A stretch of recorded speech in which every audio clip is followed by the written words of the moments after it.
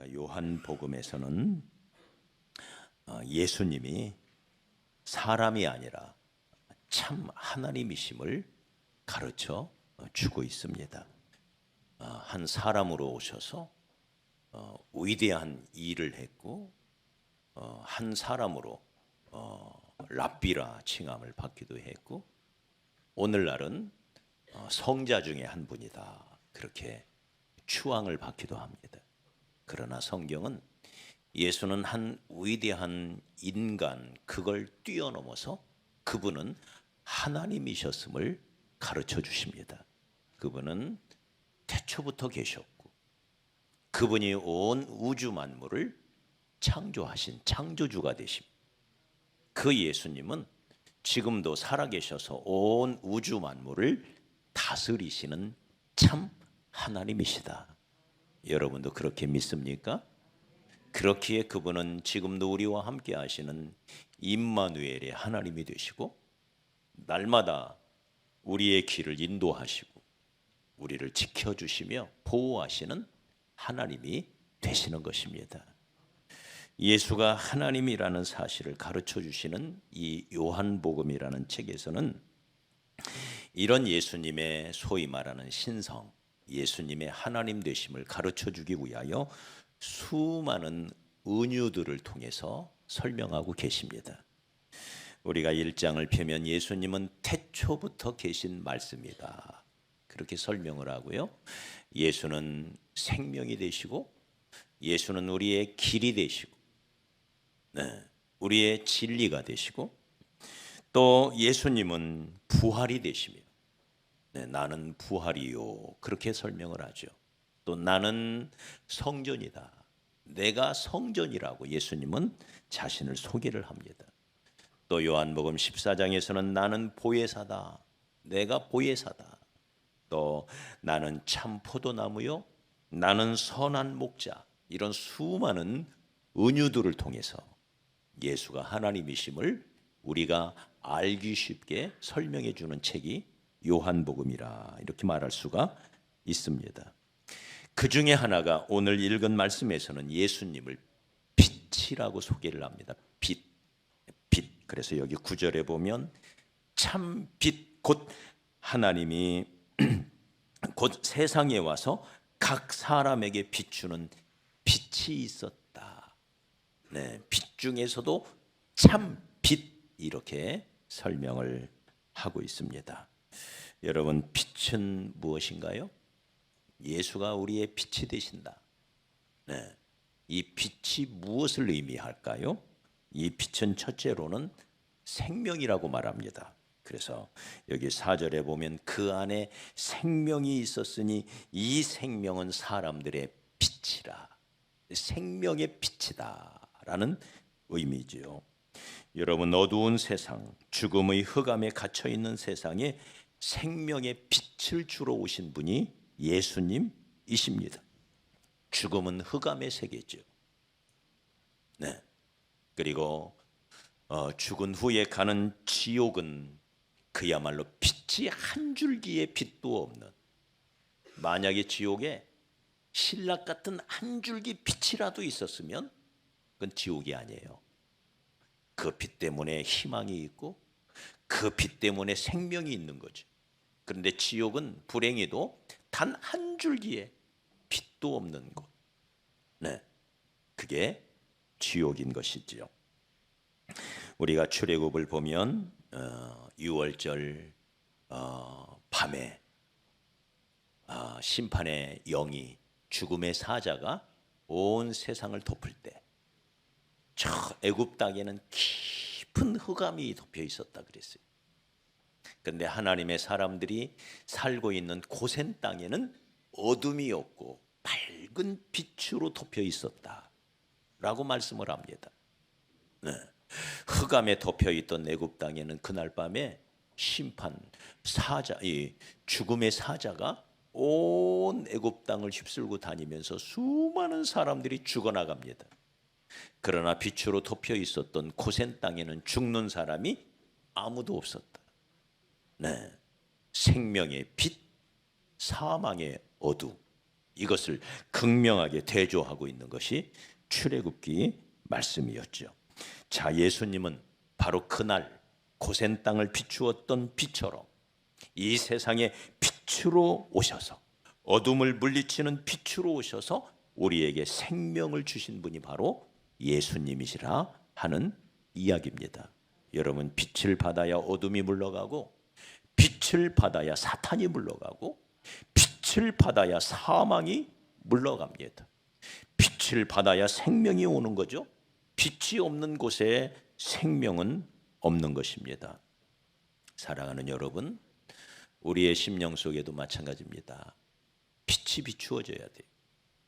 네, 우리 안에는 아직도 여러 가지 어두움이 있습니다.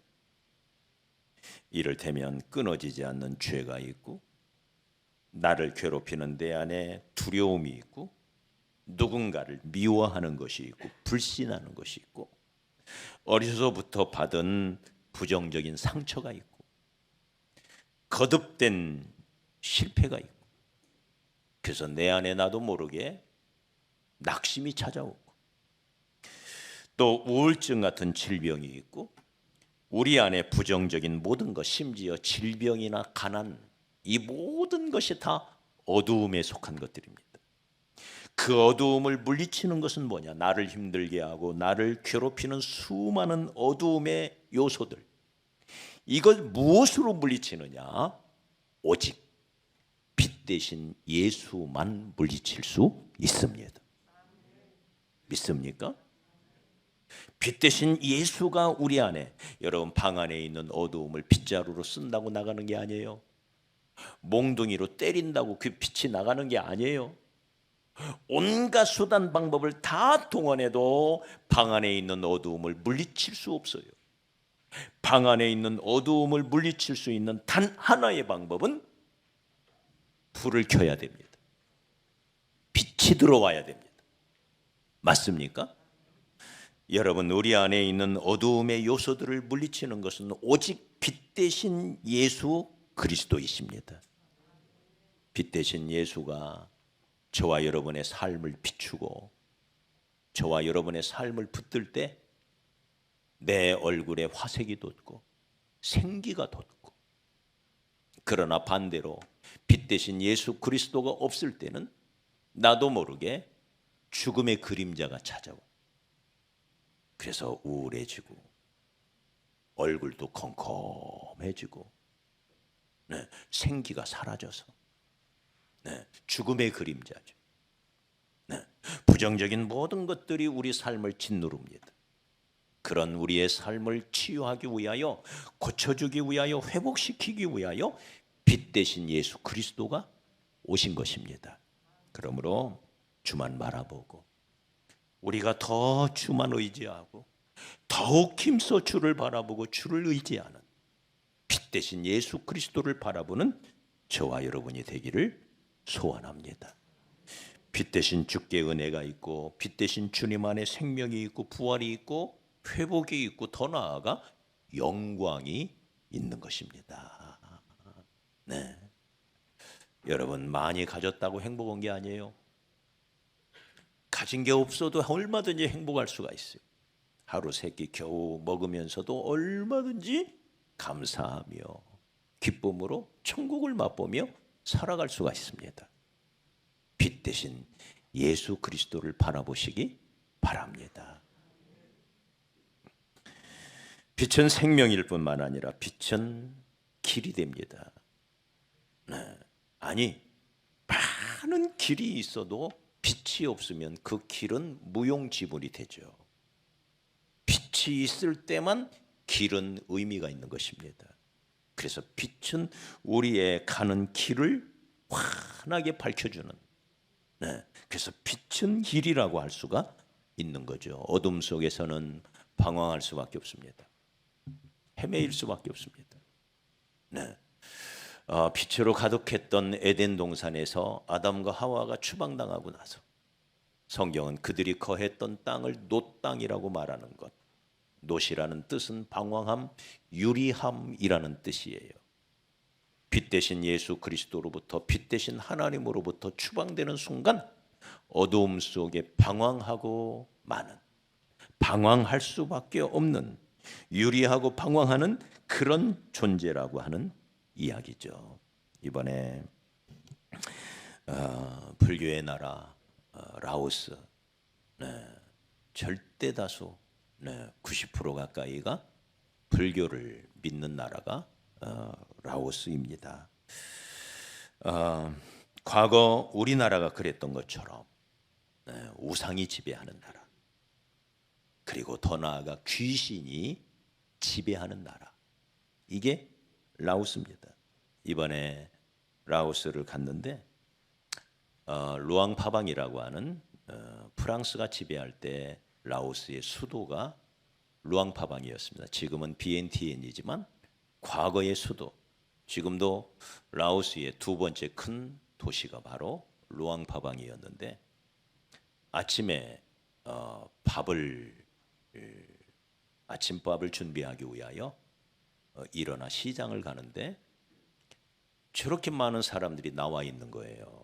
아침 6시 반쯤에 컴컴한, 아직도 어슴 새벽인데 많은 관광객들과 라오스 사람들이 저렇게 바구리 하나씩을 들고 나와서 앉아 있는 거예요. 그래서 저렇게 밥을 해다가 관광객들에게 파는 모양이다, 그렇게만 생각을 했습니다. 둘째 날도 저런 모습이 있었고 셋째 날도. 그런데 그게 셋째 날에서야 제가 알게 되었는데, 바로 저런 스님들에게 밥을 주기 위하여 나와 있는 사람들이었습니다. 우리나라 소위 탁발하는 모습을 제가 본 거예요. 탁발. 수백 명의 스님들이 저렇게 나와서 한 줄로 저 길이 약 2km 정도 되는 긴 길인데, 그 길에 수많은 사람들이 앉아서 밥을 주는 거예요. 한 주먹씩 밥을. 가게 앞에도 사람들이 나와 앉아 있고, 저것이 1년 365일 동안 끊임없이 반복되는 일입니다. 얼마나 스님들이 많은지 저 스님들을 그렇게 라오스 사람들이 밥을 내다가 아침이면 이렇게 시주를 하는. 사랑하는 여러분, 과거 우리나라가 귀신들의 지배를 받고 우상을 섬겼던 나라의 모습, 우리가 어렸을 때 모습 그대로죠. 여러분, 진리만이 인생이 어디로 가야 하는지를 알려줍니다. 그래서 진리만이 길이 되는 것입니다. 할렐루야. 대한민국에 복음이 들어와서 복음 때문에 우상이 사라지고, 복음 때문에 귀신이 떠나가, 그래서 복음 때문에 우리 대한민국이 이렇게 깨끗한 나라가 되고 이렇게 좋은 나라가 된 것입니다. 참 빛이라 우리에게 생명을 줄 뿐만 아니라 우리의 길이 되어서 우리가 어디로 가야 하며 무엇을 하며 어떻게 살아야 하는지를 가르쳐주는 길, 이게 바로 빛 대신 예수님이 우리에게 주시는 선물인 것입니다. 특별히 이 빛은 여기 9절에 보니 각 사람에게 비추는 빛이라 그랬습니다. 각 사람에게. 한 나라를 비추고 한 가정을 비추고 한 사회를 비추는 빛이기도 하지만, 특별히 각 사람에게, 한 사람 한 사람에게. 여러분, 우리 모두는 자기만의 고민이 있고 자기만의 아픔이 있고 자기만의 슬픔이 있어요. 자기만이 지고 가는 짐들이 있어요. 그런데 우리 예수님은 어떤 분이냐? 각 사람에게 비추는 빛이 되어서 그 사람의 형편을 알고 그 사람의 처지를 알고 그 사람의 상황에 맞게 각 사람을 인도해 가시는 빛이 바로 예수님이라고 하는 사실입니다. 그래서 요한복음 10장 3절에 보니까 양은 그의 음성을 듣나니 그가 자기 양의 이름을 각각 불러 인도하여 내느니라. 우리 예수님은 내 이름을 아신대. 우리를 인도해 가실 때 얘들아 가자 이렇게 안 하시고 민용아 가자, 미연아 가자. 이렇게 각각 이름을 불러 인도에 가신다. 나의 이름을 알고 나의 형편, 나의 처지, 나의 괴로움, 나의 상황을 다 아시고는 나에게 꼭 맞는 길로 내 앞에 가는 길에 빛이 되어서 나를 인도해 가시는 분. 할렐루야. 이분이 바로 예수 그리스도인 것입니다. 저는 이번에 선교 여정을 시작하면서 또 저만이 해야 할 일들이 있었습니다. 작년에 구입해 놓은 500여 평 대지구에 선교 센터 건축을 위한 구체적인 준비가 있어야 했습니다. 우리 왕호선 선교사님이 허가받지 않고 영어를 가르치고 한국어를 가르친다. 허가를 받지 않고 이런 교습 활동을 하는 것에 대하여 라오스 정부에서 활동 중지 명령을 내려서 지금 한국에 와 있는 거 우리 모두가 잘 알고 있습니다. 그러려면 어서 선교센터를 지어야 합니다. 그래서 그걸 합법화해야 되는 문제가 우리에게 계속해서 있었습니다. 그래서 이 일을 위하여 우리 성도님들이 십시일반으로 헌금해서 작년에 약 5천만 원을 들여서 500여 평의 땅을 이제 샀습니다. 이제 거기에 이제 건축을 해야 돼요. 네, 그 어떻게 지어야죠? 적은 돈 가지고 어떻게 해야죠? 그래서 이번에 왕호선 선교사님한테 제가 같이 가야 된다. 저 혼자 가서는 계획을 잡기가 어렵다. 같이 가야 된다. 이렇게 해서 우리 선교사님도 이틀 동안 이렇게 같이 들어갔습니다. 여러 가지 조심스럽죠. 활동 중지 명령이 내린 사람이 다시 라오스에 들어온다 그러면 또 경찰들이 추적할 수가 있고 여러 가지 복잡한 일들이 생길 수가 있습니다. 그래서 다른 사람 일절 만나지 말고 조용히 가서 우리 청년들 몇 사람 만나고 또 부지에 가서 여러 계획을 세워보자 이렇게 하여 갔는데 하나님께서 예비해 놓으신 은혜들이 있었습니다.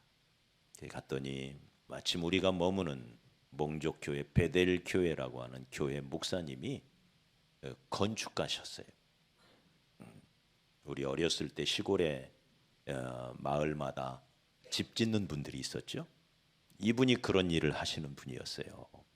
그래서 무슨 일을 하실 수 있느냐 그랬더니 그 베델 교회가 잘 지어져 있는데 그 교회를 이 목사님이 손수 지었다는 거예요.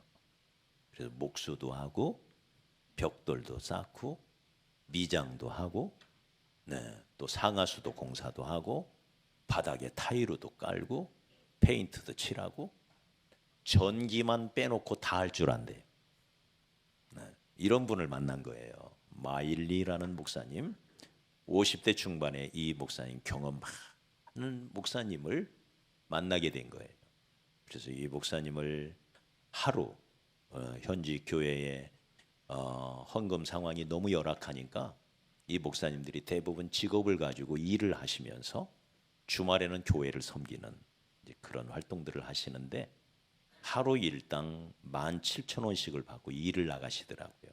그래서 우리가 하루 일당을 드릴 테니 우리와 함께 건축 계획을 세우고 그 땅도 좀 가보고 여러 가지 계획을 세우자 그렇게 부탁을 드렸더니 흔쾌히 그래서 하루 종일 그분과 함께 다니면서 여러 구상들을 할 수가 있었고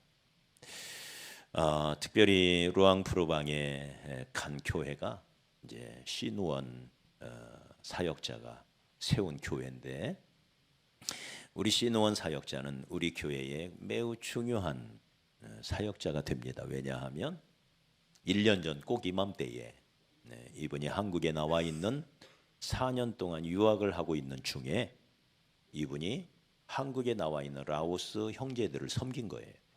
다니면서 그 코로나 와중에도 다니면서 섬긴 거예요. 약 20-30명의 라오스 청년들을 섬기다가 라오스로 비자가 완료가 되어 돌아가면서 돌아가면서 우리 교회에 그중에 10여 명의 라오 청년들을 보내준 거예요. 네, 지금 여기 있는 꽁무아라든지 또 꽁터라든지 이런 청년들이 바로 그때 보내준 청년들이었습니다. 그 시누원 사역자 그리고 우리 교회 라오 공동체가 세워지는데 정말 큰 역할을 하신 분이 시누원 사역자가 되시죠. 그래서 이분이 라오스에 가자마자 교회를 세우고 있었습니다. 그래서 거기를 가게 되었는데 이제 저 교회죠. 저 교회 우리가 십자가를 만들어서 이제 기증을 하고 그 교회가 마침 저렇게 건축 중에 있었습니다. 그리고는 저곳에서 일하시는 분들을 만날 수가 있었습니다. 그래서 그분들에게 또 자세하게 묻고 또 물으면서 어떻게 하면 쉽게 건축을 잘 할 수 있는지 저게 지금 1층은 세우고 2층을 올리기 위하여 이제 기둥 공사를 하는 상황입니다. 그런 모든 공사의 과정을 제가 볼 수가 있었습니다. 그래서 너무 감사했고 하나님께서 예비해 놓으신 사람들을 만나게 해 주셨습니다. 하나님께서 우리의 가는 길을 선하게 인도해 주신 것이죠. 이번 선교 여정을 제가 보내면서 우리 하나님 여호와 이레의 하나님, 우리보다 앞서가시며 모든 것을 준비하고 계시는 하나님, 그 하나님을 실감나게 체험하는 그런 기회였던 것 같습니다. 앞으로도 여호와 이레의 하나님은 우리와 우리 교회, 우리 가정, 저와 여러분이 가는 길을 앞서가시며 빛이 되어서 우리의 길을 인도해 가시는 하나님이신 줄 믿습니다. 자, 이런 주님, 우리의 생명이 되시고 우리의 길이 되시는 이 주님을 우리는 어떻게 해야 할까요? 우리의 할 일은 무엇입니까? 우리 여기 12절 말씀에 보면 우리의 할 일이 나와 있습니다. 12절, 우리 12절 다 같이 읽어봐요. 자, 시작. 영접하는 자, 곧 그 이름을 믿는 자들에게는 하나님의 자녀가 되는 권세를 주셨으니. 자, 예수 그리스도를 믿어야 된대. 네. 우리의 손에 후레쉬만 들고 다니면 무슨 의미가 있겠어요? 불을 켜야지. 네, 빛으로 오신 예수 그리스도, 그 빛을 내 안에 받아들여야 돼요.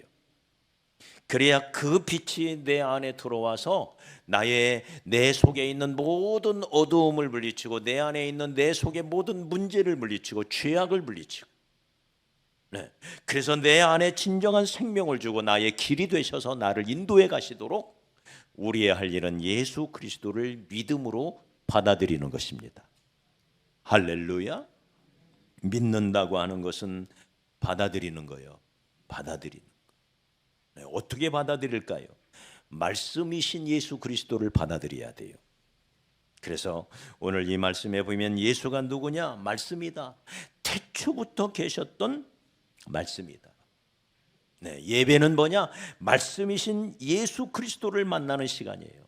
말씀으로 오신 예수님을 만나는 시간이 예배입니다.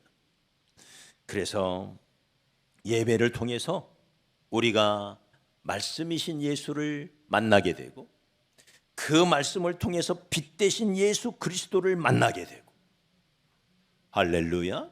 그래서 예배가 중요한, 이렇게 주일날 공적으로 드리는 예배만 중요한 것이 아니라 개인 예배, 개인의 삶 속에서 예수의 이름을 부르고 주님 앞에 찬양을 올리며 그리고 주의 말씀을 묵상하고. 여러분 개인 예배 잘 드리고 계신가요? 올해의 목표입니다. 예배자의 삶, 예배자가 되죠. 주일 공예배뿐만 아니라 개인의 삶 속에서 개인적으로 하나님 앞에 예배하는 예배자로 살자. 하나님은 참되게 예배하는 자를 찾으신다 그랬어요. 왜 찾으시겠어요? 은혜 주시려고, 복 주시려고 찾는 거지요. 하나님이 찾으시는 사람, 참된 예배자인 것입니다. 개인의 삶에서도 개인 예배가 잘 드려지는 여러분이 되시기를 바랍니다. 두 번째는 말씀이신 예수 그리스도를 받아들여야 할 뿐만 아니라 예수를 주와 그리스도로 받아들여야 됩니다. 그리스도라고 하는 뜻은 예수는 구원자가 되신다는 거예요. 구원자. 나를 위하여 이 땅에 오셔서 십자가에 달려 죽으심으로 내 모든 죄의 문제를 해결해 주신 나의 구원자 그리스도. 그리스도라는 말은 히브리어로는 메시아죠. 메시아 히브리어. 이것을 헬라어로 번역한 것이 그리스도예요. 그리스도. 그러니까 그리스도는 메시아, 똑같은 말이에요. 이 말을 우리말로 번역하면 구원자라는 뜻입니다. 구원자. 많은 사람들이 예수를 구원자로 인정합니다. 그런데 많은 사람들이 예수를 주로 인정을 안 하는 사람들이 있어요. 여기 사도행전 2장 36절에 보면 그런즉 이스라엘 온 집은 확실히 알지니 너희가 십자가에 못 박은 이 예수를 하나님이 주와 그리스도가 되게 하셨느니라. 예수님은 우리의 그리스도가 되실 뿐만 아니라 우리의 주님이 되신다는 거예요. 그래서 우리 주 예수 그리스도라고 말합니다. 우리 주 예수 그리스도. 그러니까 예수를 내 안에 영접한다는 것은 구원자로 영접할 뿐만 아니라 주로 영접하는 거예요. 주로. 여러분 예수가 여러분의 주인이심을 고백합니까? 여러분 예수가 주인 맞습니까? 내 인생의 주인, 내 삶의 주인, 내 시간의 주인, 내 물질의 주인, 내 재능의 주인, 나의 모든 것의 주인이 예수다. 예수. 믿습니까? 그거 인정하십니까? 그걸 인정하여 받아들이는 것이 구원이에요. 구원. 여러분 예수가 주인 맞습니까? 여러분의 주인 맞습니까? 여러분의 가정과 일터와 사업장의 주인이 예수이심을 인정하고 고백합니까? 예수를 주로 모시기 바랍니다. 주의 이름을 부르는 자가 구원을 받는다 그랬어요. 그래서 여기 12절에 영접하는 자 곧 그 이름을 믿는 자들에게는 하나님의 자녀가 되는 권세를 주셨다. 이 놀라운 은혜를 주신 것입니다. 우리는 이번 하우스 단기 선교를 통해서 바로 우리의 그리스도, 우리의 주가 되시는 예수를 증거하고 왔습니다. 학생 청년들을 중심으로 C2C 전도 활동을 하고 그때마다 이번에 우리가 목표로는 총 700명 이상에게 복음을 전하자 하는 목표를 정했지만 실제로는 474명을 만나서 구원 상담을 하고 그 중에 217명이 생명이신 예수 그리스도를 영접하는 사건이 있었습니다. 하나님께 영광을 돌립니다. 저 모습은 우리 청년들이 전도를 나가기 위하여 차를 탄 모습이에요. 저렇게 차를 타고 동독 지역에 가서 거기서 하루 종일 복음을 전하고 저녁 때 돌아오는 그런 일정들이었습니다. 복음의 전사로 쓰임 받을 수 있었던 그런 복된 시간이었습니다. 또 루앙파방에 간 우리 어른들은 함께 간 이영수 안수 집사님 저희 교회 2달 정도 되셨는데 오신 지 2달 정도 되셨는데 정형외과 의사십니다. 그래서 준비한 의약품을 함께 가지고 가서 저렇게 동네 마을 분들을 초대해서 진료를 하고 또 함께 간 우리 IMC 학장 왼쪽에 노란 옷을 입고 계신 분이 유연숙 권사님이십니다. 우리 바로 옆 저 지금 분홍색 옷을 입고 계신 분이 저분이 간호사세요. 그래서 함께 의료 선교 활동을 하면서 진료를 보고 또 거기에 오신 분들을 기도해드리고 지금 기도하는 장면이 기도해드리고 또 복음을 전하고 이런 일들을 할 수가 있었습니다. 어른들은 전도는 많이 못했지만 선교지를 돌아다니면서 라오스 CBMC 회원들을 만나서 함께 저건 라오스에서 사업하시는 분들이세요. 그래서 이제 기독 실업인이죠. 사장님들이죠. 그래서 저분들을 만나서 우리 라오스 친구들이 다시 5년 후에 라오스에 왔을 때 CBMC 회원이 되어서 그들과 함께 믿음의 기업들을 이루어가는 것을 도와줄 수 있도록 그렇게 CBMC 회원들과 우리가 계속해서 연락을 하고 저 중에 맨 오른쪽에 까만 반팔 옷을 입고 계신 분이 CBMC 회장 출신인데 저분이 지난 8월에도 우리 교회를 방문하셔서 우리 청년들을 만나고 가셨습니다. 이런 CBMC 회원들이 지금 라오스에서 많은 활동을 하고 있는데 이들과 함께 이렇게 조인을 할 수가 있었고요. 특별히 함창우 선교사님이 라오스 대사관 이봉규 집사님을 모시고 왔더라고요. 대사관 직원이신데 이 직원 처제 이분이 라오스 여자를 만나서 결혼을 했는데 그 처제와 그 이제 동서가 이제 곧 한국에 취업 비자를 받아가지고 오는 그래서 그 처제 동서되는 그 처제와 함께 만나서 밤 11시까지 늦게까지 여러 교제를 나누면서 이 대사관 직원과 좋은 이제 아주 신실한 크리스천이셨더라고요. 그래서 이런 대사관 직원이 있으면 우리한테도 굉장히 많은 그 도움이 되는데 그런 귀한 만남을 하나님께서 예비해 놓으셨습니다. 그리고 심재근 서정희 선교사님을 방문해서 한국어와 중국어 사역을 하시는 그래서 한국어를 가르쳐서 이 서정희 선교사님 때문에 온 우리 꽁터라든지 또 쏨사이 싸이라든지 이런 청년들이 지금 우리 교회에 와 있습니다. 그래서 그분들을 만나게 되었고요. 또 특별히 루앙파방 그 신우원 전도하님의 교회에서는 마침 갔더니 장인어른 같이 교회에 와 계시더라고요. 장인어른이 보니까 현지에 큰 교회를 세우셔서 약 300명 정도 보이는 라오스 교회를 이루신 목사님이셨습니다. 네. 라오스에서 300명이 모이는 교회는 굉장히 큰 교회입니다. 네, 그러니까 굉장히 열심히 하시는 그래서 이분과도 좋은 교제를 맺었고 그 교회에서도 신원 사역자가 이제 한국어 사역을 하기로 그래서 한국어를 가르쳐서 우리 IMC에 보내주는 한국에 보내면 우리 IMC에서 돌보는 이런 좋은 관계들을 맺을 수가 있었습니다. 이런 여러 선교 활동을 펼쳐가는 중에 다시 한번 강하게 느낀 것이 있습니다. 그것은 이 선교를 하나님이 매우 기뻐하신다는 거였습니다. 네, 올해 작년 8월 말에 단원을 모집하고 약 4개월에 걸쳐서 준비 기간을 보냈고요. 올해도 마찬가지입니다. 8월 되면 또 내년도 단기 선교팀을 모집을 할 겁니다.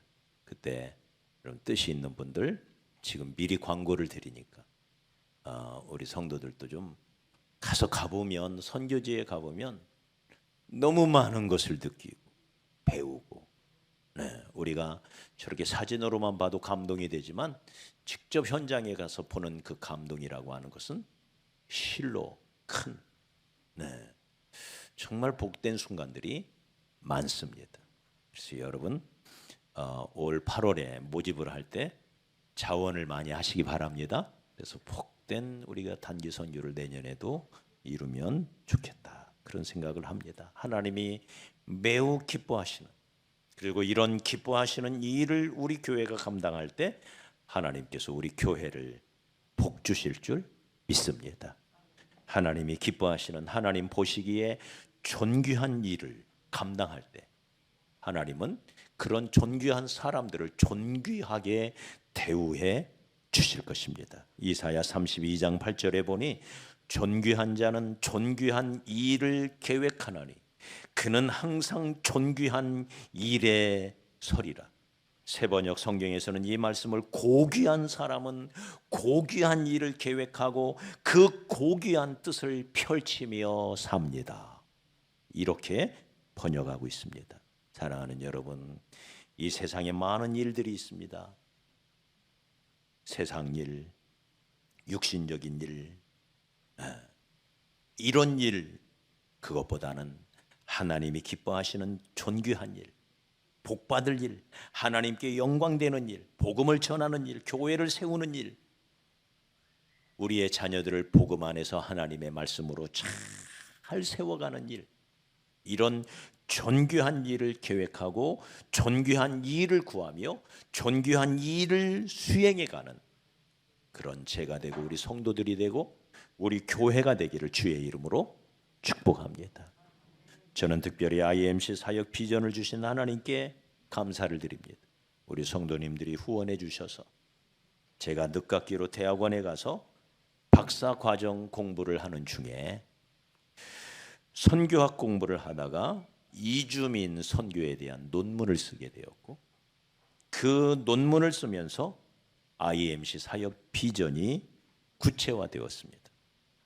지금 와서 생각해 보면 대학원에 가서 공부하게 하신 이유, 하나님께서 왜 그렇게 하셨을까? 그 이유도 거기에 있지 않았나, 그런 생각을 하게 됩니다. 우리 하나님이 IMC를 통해서 펼쳐나가실 세계 선교, 하나님의 궁극의 소원이죠.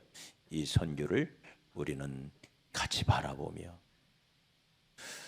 적은 힘이지만 우리가 할 수 있는 건 많이 없지만, 적은 일밖에 할 수는 없지만, 그러나 하나님이 우리를 기뻐하신다면 그 일을 감당할 때 나머지는 하나님이 하실 줄로 믿습니다. 선교의 현장에는 여러 장애물이 있습니다. 우리가 생각하지 못했던 많은 장애물들이 우리 앞을 가로막을 수가 있습니다. 그러나 여기 시편 2편 9절에 보면 네가 철장으로 저희를 깨뜨리며 질그릇같이 부수리라 그랬습니다. 하나님이 가장 귀히 여기는 것이 복음 전파이기 때문에 악한 마귀는 그것을 가장 싫어하는 거죠. 그래서 우리의 대적 마귀의 세력은, 어두움의 세력은 빛을 싫어하는 거예요. 네. 그래서 빛이 오는 것을 극도로 싫어하고 그것을 경계하고 막고, 수많은 장애물들이 있을 수가 있습니다. 그러나 우리는 승리할 것입니다. 우리에게 주신 이 복음, 예수 생명의 복음, 이 십자가의 복음, 이 복음으로 우리는 승리할 것입니다.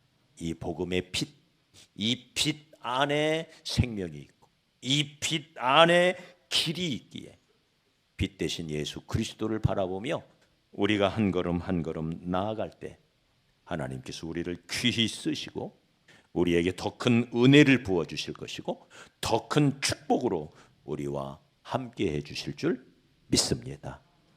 이번 선교 여정을 마치면서 함께 기도해 주시고 또 넘치게 후원해 주셔서, 가는 선교사가 있었지만 보내는 선교사가 있었기에 이 모든 일이 가능했고, 또 IMC를 통해서 많은 외국 청년들을 우리가 섬길 수 있는 것도 성도님들의 기도와 또 넘치는 후원과 그리고 넘치는 수고와 봉사가 있기 때문에 지금까지 우리가 이 일들을 해올 수가 있었습니다. 우리가 하는 이 모든 일을 하나님이 기뻐 받으시고 하나님께서 우리 모든 성도들에게 큰 은혜와 축복으로 함께 하실 줄 믿습니다. 앞으로 우리가 해야 할 일, 이제 당면한 과제로는 선교 센터를 짓는 일입니다. 약 130여 명의 청년들이 애타게 기다리고 있습니다. 우리 왕우선 선교사님이 한국에 벌써 나온 지 2달이 넘는데 사역자가 없으니 그 센터가 어떻게 되겠어요? 그래서 여러 가지 어떻게 하고 있나 하고 가봤더니요, 그래도 거기에도 하나님의 예비하심이 있었더라고요. 그동안 선교사님이 부지런히 키워놓은 분미라는 사역자와 마라는 사역자, 이 두 사역자를 중심으로 센터가 여전히 흔들림 없이 세워져 있었고, 네, 일부 고향으로 돌아간 청년들도 있지만 거의 대부분이 남아서 여전히 라오 공동체는 건재한 모습을 확인할 수가 있었습니다. 이것도 주께 감사를 드립니다. 그래서 이제 마 사역자는 곧 한국에 와요. 한국에 취업 비자를 받아서 한국에 오는데 이제 분미 사역자가 참 귀하더라고요. 그 모든 일을 그 100명이 넘는 청년들을 돌본다는 게 쉬운 게 아니에요. 그걸 다 감당하면서 그 일들을 이루어가는 모습을 보면서 너무 하나님께 감사했고 정말 수고한다고 제가 격려를 하고 돌아오는 그런 시간이었습니다. 정말 기도하며 바라기는 우리가 선교 센터를 빨리 지어서 우리 황호선 선교사님이 돌아가야 돼요. 여기 계시면 안 돼요. 빨리 돌아갈 수 있어야 됩니다. 그래서 여러분 기도해 주시고 올해 안에 잘 세워질 수 있도록 일단은 우리가 건물을 3개를 세워야 됩니다. 이번에 가서 보니까 그냥 교회를 세우는 게 아니에요.